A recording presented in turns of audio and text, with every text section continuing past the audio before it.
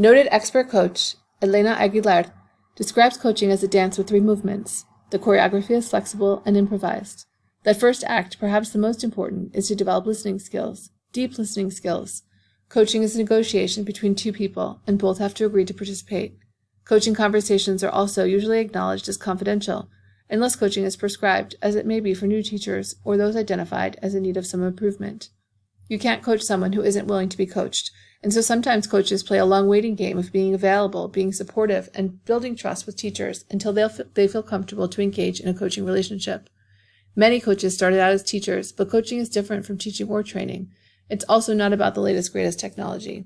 A coach's job is to listen to their colleagues, agree upon personal goals for professional growth, and help their colleagues build their own capacity to reach those goals. You can't do that with a predetermined agenda.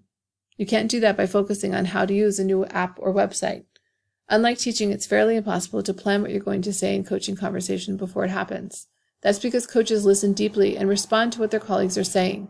Coaches ask probing and clarifying questions to be sure they both fully understand the things that are said and those that are just implied.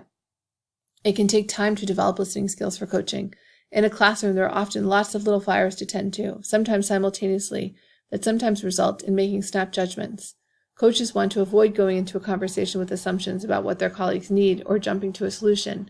Jim Knight, perhaps the most respected coaching expert in the country, notes that when coaches stop listening and instead jump into proposing solutions right away without fully listening, they might be described as a solution monster. Solution monsters turn off teachers. Instead, take time to listen, help your colleagues set reasonable goals, and support them as they try new things. Coaches use a variety of tools to support their work. If you're looking for examples of questions, check out some of the resources by Elena Aguilar and Jim Knight in the Module 4 companion document. Aguilar keeps a large repository of free downloadable resources on her website. Coaches may also keep coaching logs or journals to support and document their conversations. You can do this with paper, but consider how technology can make your documentation more efficient. Coaches can also coordinate coaching appointments, classroom visits, and follow-up conversations, so consider how technology can support you in these duties as well.